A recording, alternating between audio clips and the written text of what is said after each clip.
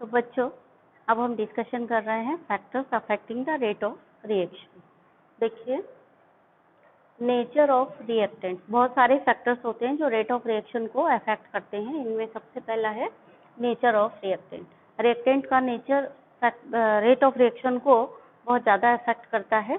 यानी जो रिएक्टेंट है, अगर क्या होता है कि किस टाइप का रिएक्टेंट है वो, क्योंकि डिफरेंट टाइप के जो बॉन्ड होते हैं उनको ब्रेकिंग में अलग एनर्जी चाहिए और डिफरेंट टाइप के बॉन्ड बनने में अलग एनर्जी चाहिए।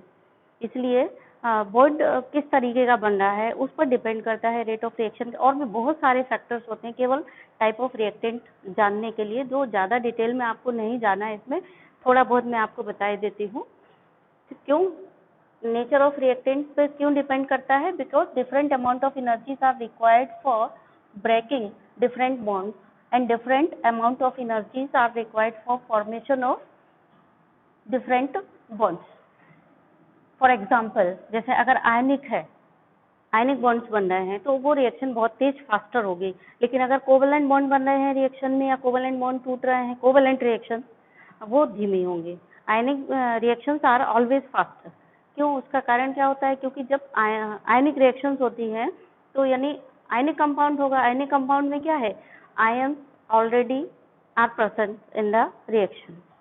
ठीक है, रिएक्शन मिक्सचर में आयंस ऑलरेडी प्रेजेंट, कि उनमें फोर्स ऑफ अट्रैक्शन के कारण वो केवल बंधे हुए हैं। जैसे ही उनको मीडियम, रिएक्शन मीडियम कौन सा होता है? वाटर होता है। वाटर मीडियम या एक्वस मीडियम में उनको जैसे ही घोला गया, इमीडिएट आयनाइज हो जाते हैं और केमिकल रिएक्शन उनकी हो जाती है। फॉर एग्जाम्पल, जैसे बेरियम क्लोराइड है और सोडियम सल्फेट है, आपने दोनों को मिलाया, इमीडिएट व्हाइट प्रेसिपिटेट आता है। सिल्वर क्लोराइड है, ये AgNO3 और NaCl है, आपने दोनों को AgNO3 के सॉल्यूशन को और सिल्वर क्लोराइड के सॉल्यूशन को, AgNO3 और NaCl के सॉल्यूशन को जैसे ही आप मिलाएंगे, इमीडिएट व्हाइट प्रेसिपिटेट आता है। क्लोराइड के टेस्ट में देखा ना आपने। तो इमीडिएट रिएक्शन हो जाती है आयनिक रिएक्शन के लिए, क्योंकि ions are already formed in the reaction. केवल उनको क्या है? एक्सचेंज होता है उनका प्लेस, बॉन्ड ब्रेकिंग और मेकिंग नहीं होती है उनकी। लेकिन यहाँ पर क्या है? देखिए, कोवेलेंट में क्या होता है? कोवेलेंट बॉन्ड पहले टूटेंगे, फिर नए कोवेलेंट बॉन्ड बनेंगे। तो वहाँ पे कोवेलेंट बॉन्ड बनने में, टूटने में, पहले टूटेंगे पुराने, मतलब रिएक्टेंट्स के बॉन्ड टूटेंगे, फिर प्रोडक्ट में बॉन्ड नए बनेंगे, वहाँ पर टाइम लगता है। तो आयनिक रिएक्शंस आर फास्टर होती हैं। ऐसे और भी एग्जाम्पल हो सकते हैं। Homogeneous reactions are faster than heterogeneous. Homogeneous reaction heterogeneous reaction से ज़्यादा फास्टर होती है। होमोजीनस का मतलब क्या हुआ? सेम फेस में, जैसे गैस गैस रिएक्शन कर रहा है तो गैस गैस रिएक्शन, गैस और गैस की रिएक्शन ज़्यादा फास्टर होगी in comparison to gas and liquid. ठीक है, लिक्विड लिक्विड रिएक्शन कर रहे हैं तो वो रिएक्शन जल्दी होगी, फास्टर होगी in comparison to liquid and solid. So homogeneous phase में reaction is faster. If the product is more stable than reaction will be faster.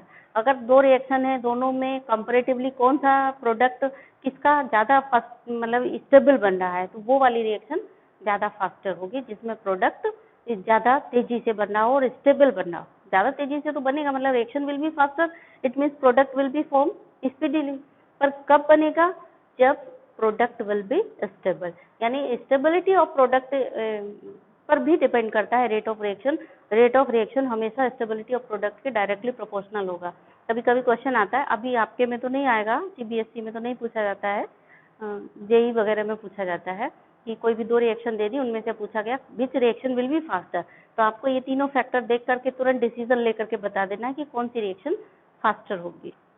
ठीक है, जैसे अल्कोहल का आपने पढ़ा है ना टेस्ट, अल्कोहल में कौन सा रिएक्शन जल्दी होगा, कौन सा नहीं होगा।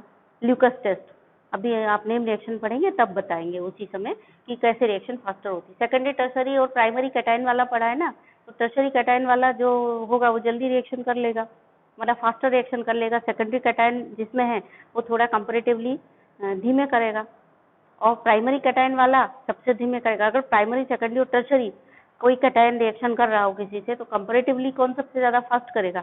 टर्सरी कैटायन ज़्यादा जल्दी फास्ट करेगा, क्योंकि टर्सरी कैटायन स्टेबल होता है। तो इस तरह से रेट ऑफ रिएक्शन इस पर भी डिपेंड करता है। तो ये ज़्यादा बहुत डिटेल में आपको नहीं पढ़ना है, बस ऐसे सिंपली कहानी की तरह पढ़ लीजिए इसको। ठीक है, देन नेक्स्ट है physical state of reactants. Physical state of reactants पर क्या है, सिंपल सी बात है कि गैसेस सबसे ज्यादा फास्टर तेज रिएक्शन करेंगी in comparison to liquid and solid, क्योंकि गैसेस में जो मॉलिक्यूल्स होते हैं उनकी काइनेटिक एनर्जी हाईएस्ट होती है। तो ये डिपेंड करता है जितनी रिएक्टेंट की स्पीड होगी उतनी जल्दी वो फास्टर रिएक्शन करेंगे। तो ऑब्वियस सी बात है कि सॉलिड की जो मॉलिक्यूल्स है उनकी काइनेटिक एनर्जी लीस्ट होती है, तो सबसे कम यानी धीमी स्पीड में रिएक्शन कौन करेगा, सॉलिड। देन ग्रेटर मतलब लिक्विड सॉलिड से ज्यादा करेंगे और लिक्विड से भी ज्यादा स्पीड में गैसेस करेंगे रिएक्शन।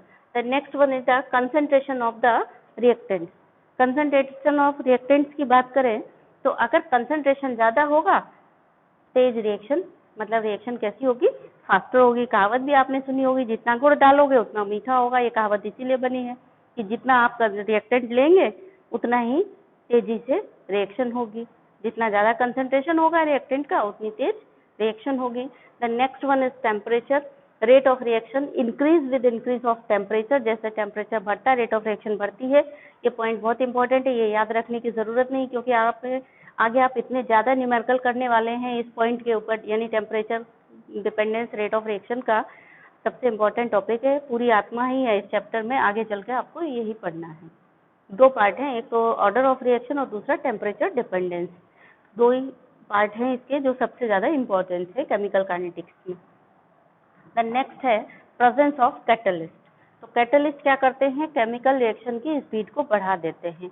लेकिन अगर वो रिएक्शन इक्विलिब्रियम मतलब कैसी है, in case of reversible reaction, अगर रिएक्शन रिवर्सिबल हो रही है तो फिर स्पीड पे कोई फर्क पड़ने वाला नहीं। मतलब क्या है कि इक्विलिब्रियम केवल फास्टर मेंटेन हो जाएगा, ये कहो कि रेट ऑफ रिएक्शन बढ़ जाएगा, ऐसा कुछ नहीं होगा। ठीक है, तो कैटलिस्ट केवल रेट ऑफ रिएक्शन को बढ़ा करके इक्विलिब्रियम मेंटेन करने का काम करते हैं। कब, जब रिएक्शन रिवर्सिबल है। अगर रिएक्शन रिवर्सिबल नहीं है, यूनिडायरेक्शनल है, हाँ, तो कैटलिस्ट रेट ऑफ रिएक्शन को बढ़ा देते हैं। कोई कोई रेट ऑफ रिएक्शन को घटा भी देते हैं, वो होते हैं पॉइजन। कैटलिस्ट नहीं कहलाते हैं, उनको कहते हैं पॉइजन। मतलब कैटलिस्ट ही होते हैं बट क्योंकि रेट ऑफ रिएक्शन को घटाते हैं तो उनका नाम हो गया पॉइजन कैटलिस्ट। ठीक है, और सिंपल कैटलिस्ट लिखा है तो कैटलिस्ट रेट ऑफ रिएक्शन को बढ़ाएगा, पॉइजन लिखा है या पॉइजन कैटलिस्ट लिखा है वो रेट ऑफ रिएक्शन को घटाएगा। और रिवर्सिबल रिएक्शन है उनके केस में रेट ऑफ रिएक्शन पर क्या फर्क पड़ेगा, तो आपको क्लियर कट लिखना पड़ेगा कि रिवर्सिबल के केस में केवल इक्विलिब्रियम जल्दी मेंटेन हो जाता है और कोई फर्क नहीं पड़ता, फास्टर मेंटेन हो जाएगा बस। हो गया कि प्रोडक्ट के अमाउंट पर कोई फर्क पड़ेगा, ऐसा कुछ नहीं है। इक्विलिब्रियम मेंटेन हो गया तो फिर से वही कंडीशन आ जाएगी रिएक्टेंट ऑफ प्रोडक्ट के इक्विलिब्रियम की।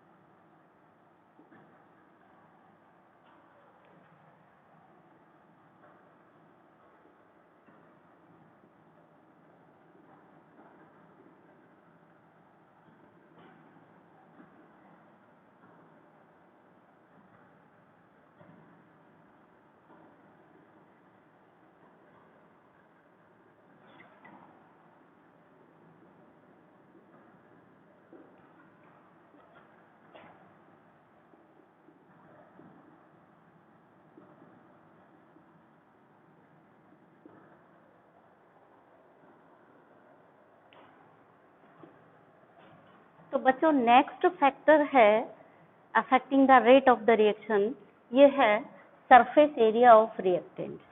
ये बहुत ही इंपॉर्टेंट फैक्टर है। रिएक्टेंट्स का सरफेस एरिया जितना ज़्यादा होगा उतना ज़्यादा रेट ऑफ रिएक्शन होगा। सरफेस एरिया ज़्यादा मतलब स्मॉलर साइज, जैसे कोई भी क्रिस्टल है, क्रिस्टल के फॉर्म के बजाय अगर उसको पाउडर फॉर्म में कन्वर्ट करते हैं तो रेट ऑफ रिएक्शन जल्दी होता है। ठीक है। द नेक्स्ट वन है presence of light. Presence of light मतलब फोटोकेमिकल रिएक्शन के लिए जरूरी है, सारी रिएक्शंस के लिए नहीं। केवल फोटोकेमिकल रिएक्शंस आर रेस्ट्रिक्टेड, वो बिना लाइट के कैरिड आउट नहीं की जा सकती, उनके लिए लाइट का एसेंशियल है, प्रेजेंट होना बहुत जरूरी है। ठीक है।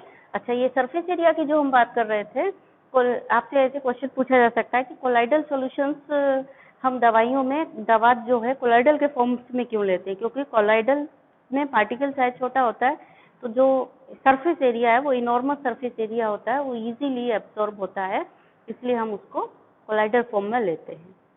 तो ये चीज़ थोड़ा सा ध्यान रखिए। Rate of reaction powder form में जितनी तेजी से होगा उतनी तेजी से क्रिस्टलाइन फॉर्म में नहीं होता है। क्योंकि पाउडर फॉर्म में क्यों होता है? क्योंकि सरफेस एरिया बढ़ जाता है।